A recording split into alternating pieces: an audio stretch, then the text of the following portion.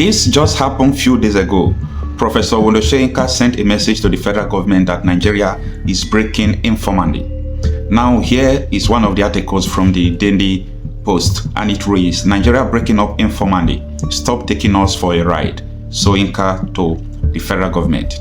The Nobel Laureate, Professor Wole Soyinka, has warned Nigerian leaders that the country is breaking informally.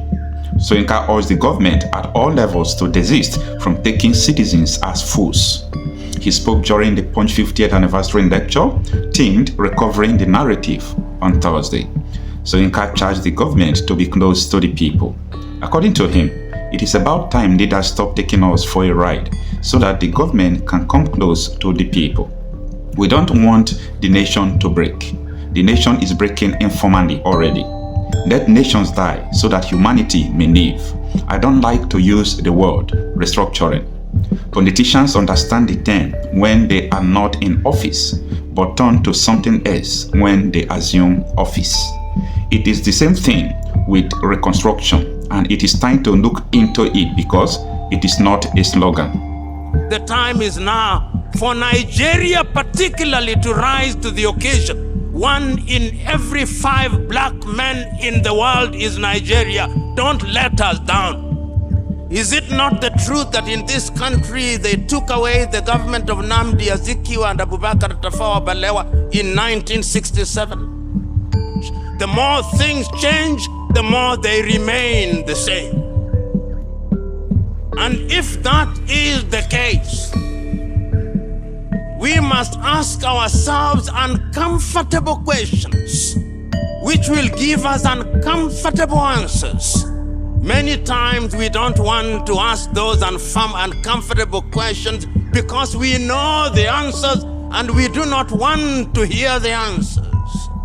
And we are assembled here to remind ourselves that the reason why we lament about Africa is that it appears that the systems of governance that we inherited and that we have been deploying for our benefit continue to put us at the foot of the ladder.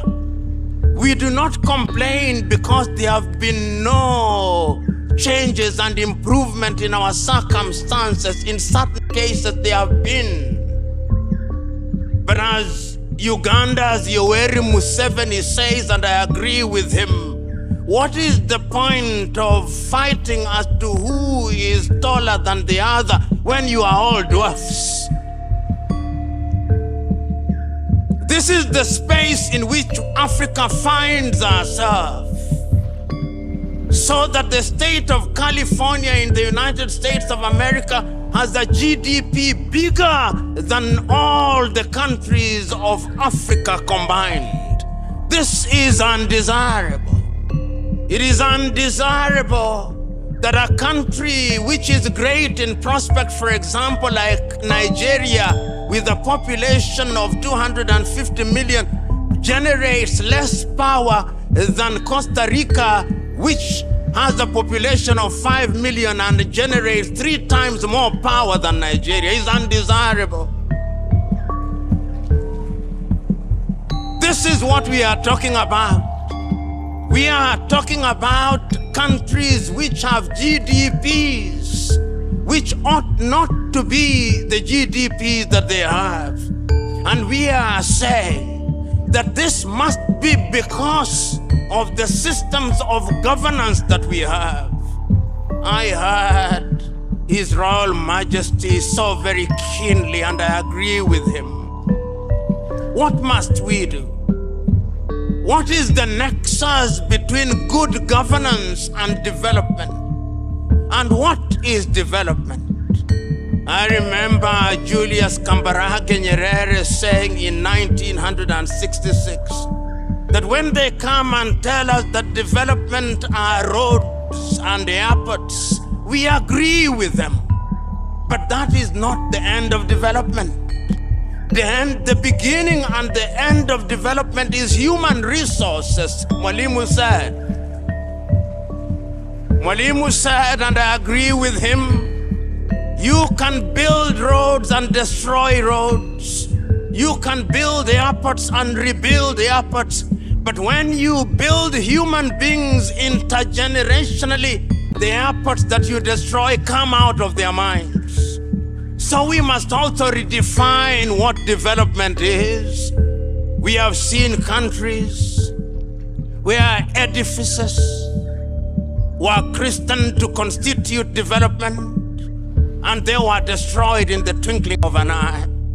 But the human spirit is resilient and is constantly seeking liberation.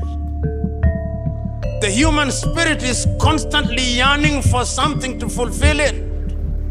And that something is what sometimes we refer to as the social contract.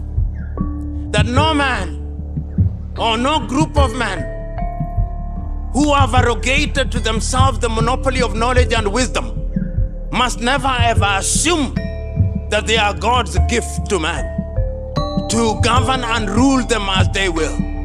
That is the duty of men willingly to surrender their will to men that they may govern them. So the next thing that we must interrogate in Africa is who is the leader? Because we have too many individuals in Africa occupying offices who are not leaders, they are merely misleaders. And the time is now, therefore, to ask ourselves, and I can still remember your now immortal words, Honorable and Excellency President, in 2015, when you said so very ably that your ambition was not worth the blood of the people of Nigeria. When you spoke those words, I do not know what came to your mind, but you must have received a sudden enlightenment, because those words underlined the fact that men must know when to stop.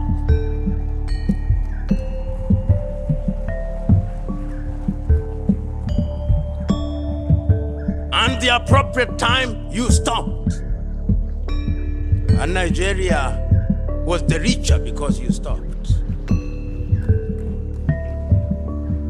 We live in a continent today where every election is a harbinger for chaos. But you said, let it go. We have a saying in Kiswahili, asiyetaka kushindwa si mshindani. He who does not want to be defeated is not a contestant.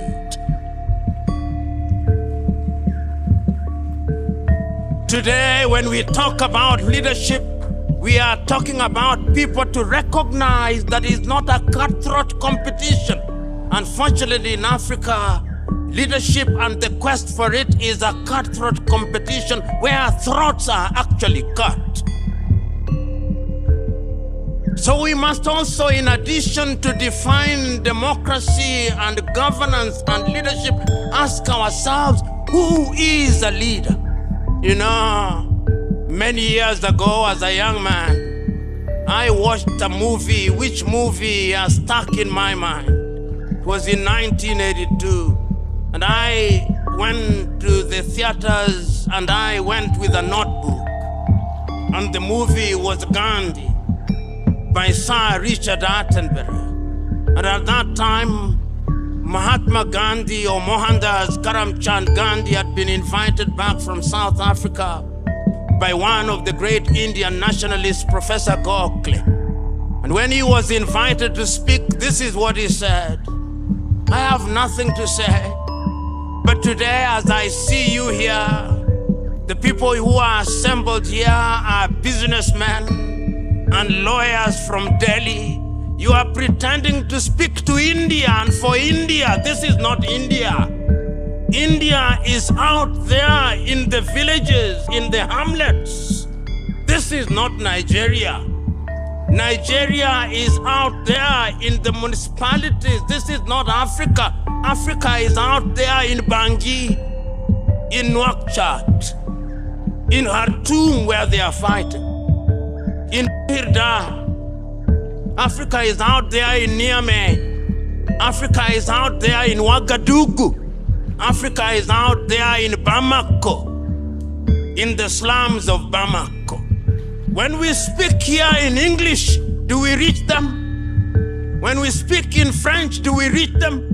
When we speak in Portuguese, do we reach them? What is the Yoruba word for democracy? What is the Ijo word for democracy? What is the Ibibio word for democracy? What is the Igbo word for democracy? Give me that word. When you give me that word, then we are beginning a conversation. Because that conversation is the conversation that is going to tell us how we have a symbiotic relationship between democracy and the thing that we call development. You know, this mother continent, this continent that remains in the stage in which it remains, is a continent that continues to suffer even because of external factors. But we have blamed the others for too long.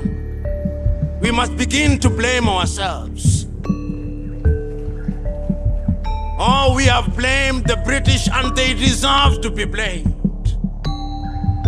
When we belong to the Commonwealth and we call our ambassadors high commissioners, we deserve to blame them, because our political true north appears to be the United Kingdom. That's where, when we have our presidents and they want to contest elections in Africa, they go to Chatham so that their masters can listen to them and say, it's okay.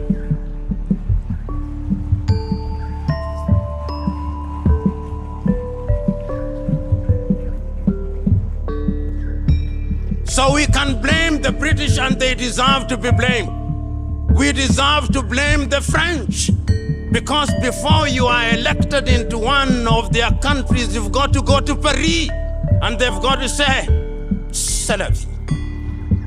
Then they say, très bien. And then we know that you come back home and you are simply a manager of a plantation. And if you had any doubt about that, just see what is happening in Niger, when the French president says, I will not remove my ambassador.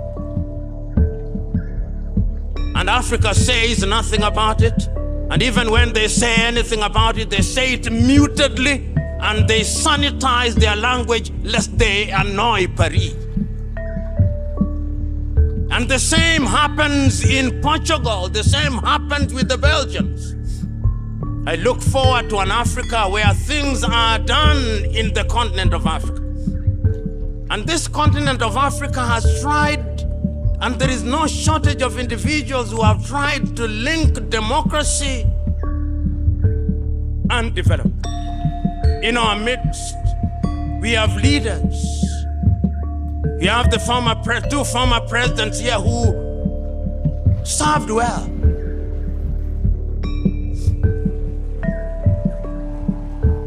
I've said this before. No matter how good a dancer you are, you must know when to leave the stage. There are too many dancers in Africa who think I'm the only dancer in town. And until God calls me, I'm not leaving the stage. Such dancers will be removed by men.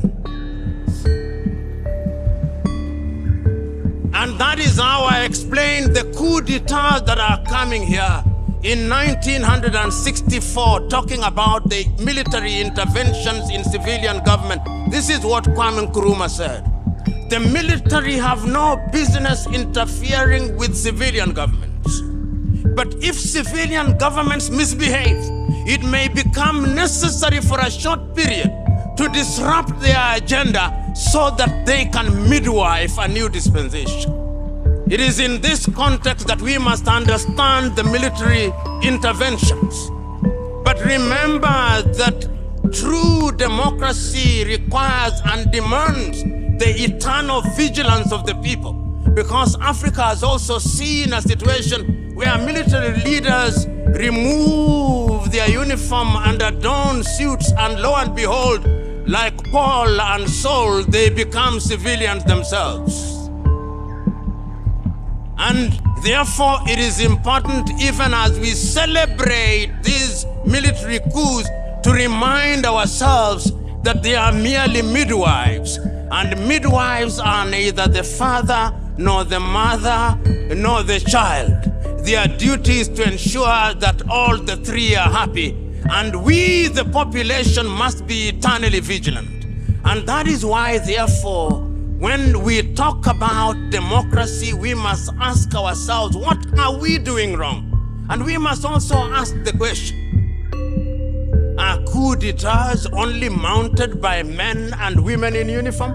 No. I've seen coups mounted by judiciaries in Africa. I've seen coups being mounted by the political class in Africa. When people engage in sophistry in interpreting constitution, those are also coup d'etats. And I would want us, therefore, as we talk about strengthening democracy, we must also talk about strengthening institutions. Whether it is in Kenya, whether it is in Zimbabwe, whether it is in Nigeria, whether it is in Ghana, we must have a culture of respecting institutions. Sometimes in Africa, we behave as if institutions work on their own motion. No. Institutions are as strong as the men and women who occupy them. If you have wrong men and wrong women in office, no matter how strong the institution you claim to be strong, it will not perform, because the history of nature is one: garbage in, garbage out. And if that is the case, therefore, we who are gathered here and talking about governance, this is serious business. What we are talking about here is serious business. I want you to look at Africa now with me. In Sudan, in Khartoum, because of bad governance and absence of democracy, no schooling going on in Khartoum. If you are a university professor, no university to lecture at. There is no agriculture going on there. There are no health services going on there in Khartoum. The things that they built, they are destroying. It will take generations to rebuild Sudan. We are talking about development. In the health sector, all the children that ought to have been vaccinated will not be vaccinated, which means that all the diseases that we had conquered will come back again, so that the health burden will be that heavy. No food is being planted, so that we'll once again be importing rice and wheat from Ukraine, which is at war. Look at the Sahel now. Mali is de facto divided into two, no agriculture going on. So that you will be importing chicken from Brazil, chicken. No agriculture. I'm talking about development, brothers and sisters. If we are sick because there is no research going on in our universities, no research. We receive medicine from India, from China, and we take the medicine by faith because we do not know what they contain. Our bureaus of standardization have no standards for these things. And if you doubt me, only recently we had the syrup imported from India. How many children did it kill in the Gambia? We have no standardization. So we are talking about serious business in Africa. Go to the Democratic Republic of Congo, the eastern part of it, over 120 armed groups. The busiest airspace in the continent of Africa. The rest of the world is taking our resources. There is a new scramble for Africa. Today, Africa is a theater for other worlds. If the British have gone and they have not gone, if the French have gone and they have not gone, if the Portuguese have gone and they have not gone, if the Belgians have gone and they have not gone, Chinese are also here.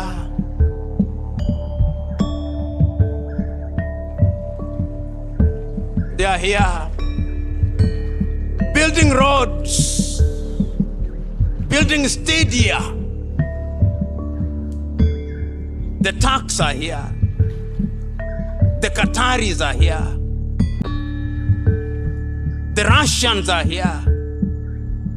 And yet Africans somehow believe that when we remove one slave master and we bring another slave master, then it's better. So we hear Africans praising Wagner in Russia. African intellectuals. I think the president of ECOWAS called them pseudo-intellectuals. An appropriate and heavy English word. The question, therefore, is what must we do? Because there is a neo-colonial project and there is a new scramble for Africa. And Africa is moving from pillar to post, passing declaration after declaration. Africans are good at passing declarations. The Lagos Plan of Action of 1980. To develop Africa, did we fulfill it? No. The Yamoussoukro Declaration on Free Airspace 1988, have we fulfilled it? No. The Abuja Declaration of 2001 to spend at least 15% of our budget in health, did we fulfill it? No. The Malabo Declaration on against terrorism and unconstitutional changes of government, have we fulfilled it? It is as if it was steroid to tell others now that they don't want it, let's have it. Malabo. The Maputo Declaration on the rights of women and all these, have we fulfilled them? The time is now that Africa should stop attending meetings. We should only have periodic meetings to ask ourselves, how effectively have we implemented the declaration that we made? Because we are talking about governance. Otherwise, Africa is being tossed from pillar to post. I'm still talking about democracy and development. And you know, Africa is tossed like yo-yo. Their leaders are invited to the G7. Once the photo is taken, then they go. Recently, we were invited to something called the G20, and then we celebrated, then we go. Then we are invited to the BRICS, then we celebrate, then we go. Then we'll be invited to the G77, then we go. We are in the business of being invited to meetings. Ladies and gentlemen, one can go on and on, but I want to pose a number of questions as I bring my submission to the close. This continent of Africa, this continent that is divided into 54 countries, is it not the time now that we must examine what constitutes democracy? Is there something in our traditional governance systems that we can take and help how we govern? Is there something like that? This is a question that I want us to consider. Is there a possibility that the elections we hold that we do not understand are the actual disruptors of our democracy in Africa? That we spend so much time in them, and that the only thing that lacks in African government is actually trust?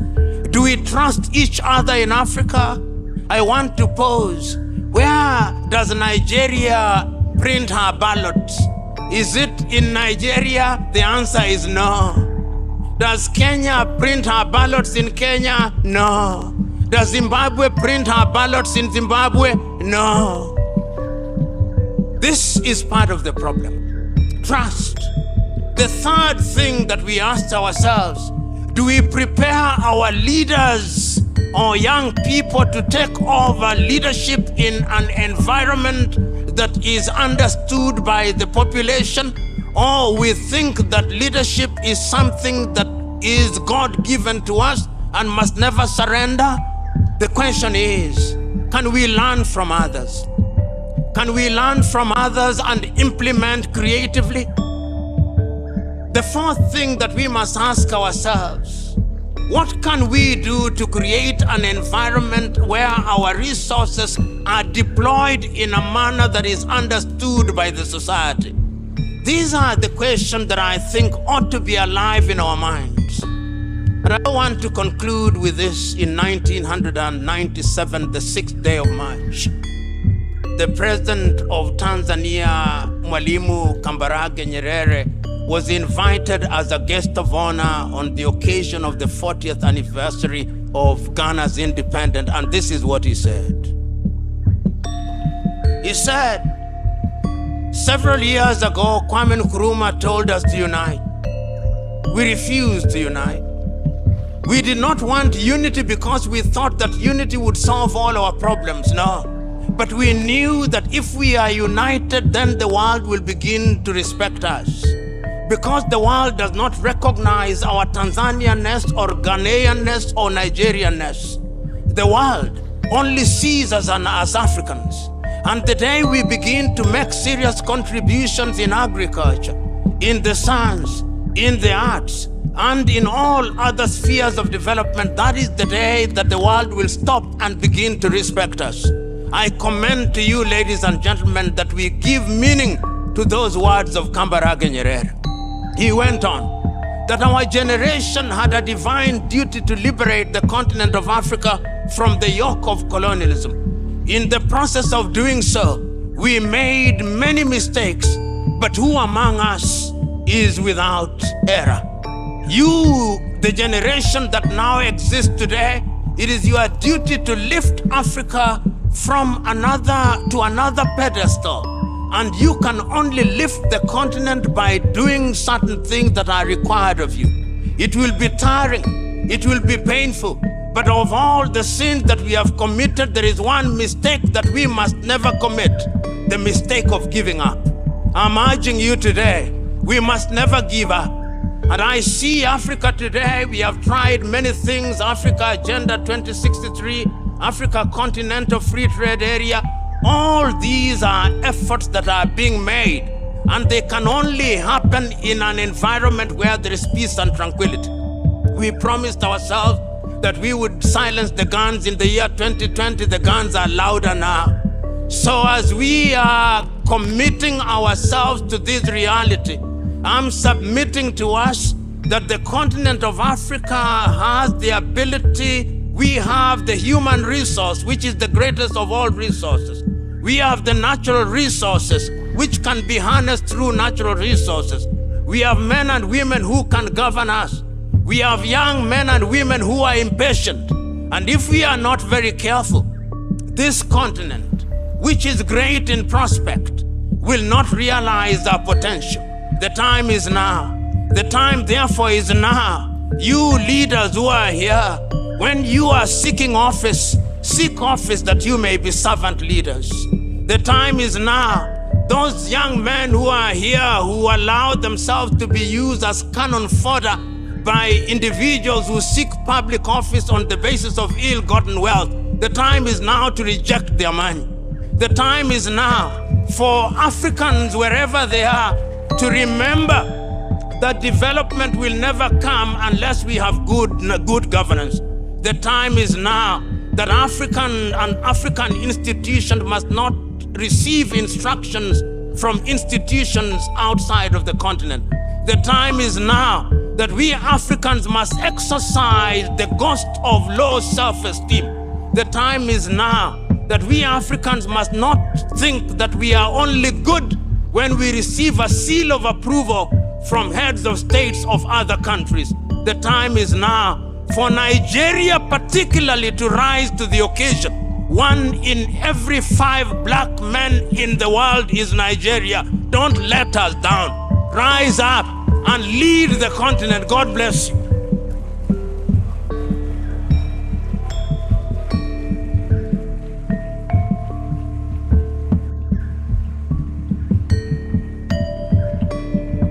Your Excellencies, distinguished ladies and gentlemen, Professor Patrick Lumumba.